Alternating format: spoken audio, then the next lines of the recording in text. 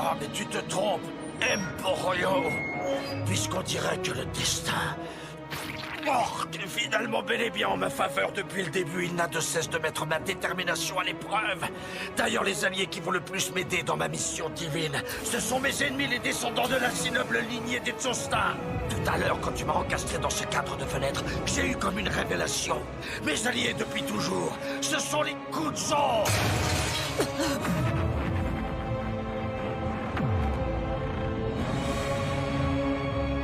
C'est quoi ce bordel? Cet enfoiré de prêtre est en train de léviter et de s'envoler dans les airs! C'est tout simplement parce que je suis le nouveau centre de gravité. Ça y est, je te comprends enfin, Dio. Mais oui, bien sûr. En fin de compte, il n'est pas nécessaire d'attendre l'arrivée de la nouvelle lune dans 36 heures. Si ce dont j'ai besoin pour mener mon plan à exécution, c'est l'effet gravitationnel de la nouvelle lune. Tout ce qu'il me reste à faire, c'est flotter dans les airs et partir à la recherche de conditions gravitationnelles similaires pour achever mon projet. Il faut que je trouve l'endroit précis où la gravité est la même que celle de la nouvelle lune. Il existe forcément un emplacement optimal où les pouvoirs de Simoun atteindront leur paroxysme. Tu crois vraiment qu'on va te laisser filer? C'est dingue, cet enfoiré lâche jamais l'affaire, y a pas moyen de souffler. Allez, calme-toi. Trouve l'emplacement optimal. Compte les nombres premiers et garde bien ton calme. 13, 17... Cette pourriture de prêtre est en train de murmurer un short lisse. 29... La gravité n'est pas revenue à la normale. La force gravitationnelle n'est pas perpendiculaire au sol. Hermès, regarde par terre, sur ta droite. Hein? Ramasse les balles qu'il a laissées tomber. Tu es devenue très forte, Jolene.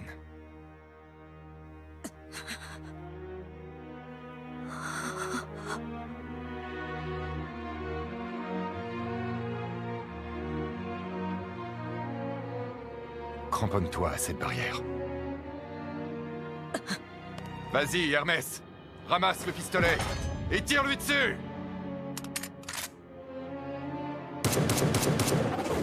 Simon! Star Platinum, the world arrêt du temps!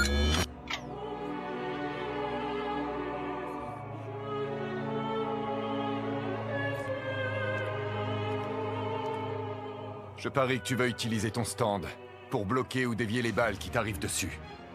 Le temps ne va rester figé que 5 secondes tout au plus. Tu ne remarqueras pas ce harpon lancé à pleine vitesse vers toi.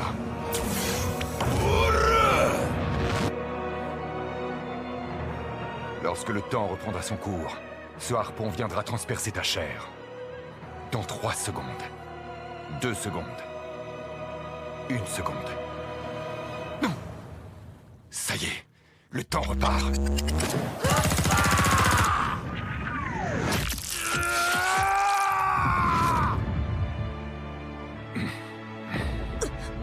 Qu'est-ce qui vient de se passer au juste? Le harpon ne l'a même pas touché. J'avais pourtant arrêté le temps avant de l'envoyer. Ah, ça alors? Il est même pas blessé. Il est en train d'ouvrir le sas. On dirait qu'il cherche un moyen de monter à bord de cette navette. Et maintenant, il se met à flotter dans les airs comme si de rien n'était. Ce connard de prêtre est en train de se faire la malle dans la navette spatiale d'exposition. Donc il a réussi à esquiver le harpon. Impossible. Comment est-ce qu'il s'y est pris? J'ai pas l'impression qu'il essaie simplement de se barrer pour nous échapper.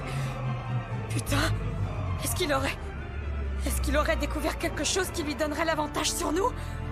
Quelque chose qui lui permettrait d'obtenir son pouvoir ultime plus tôt que prévu?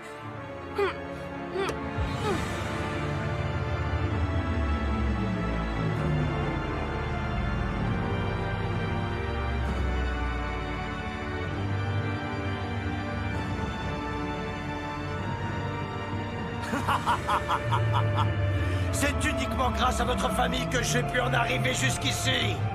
Mes plus fidèles alliés, c'est vous depuis le début, depuis notre rencontre en prison.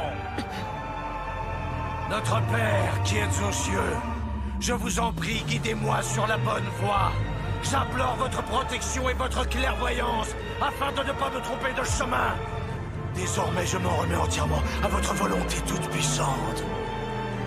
Ça y est, je le sens.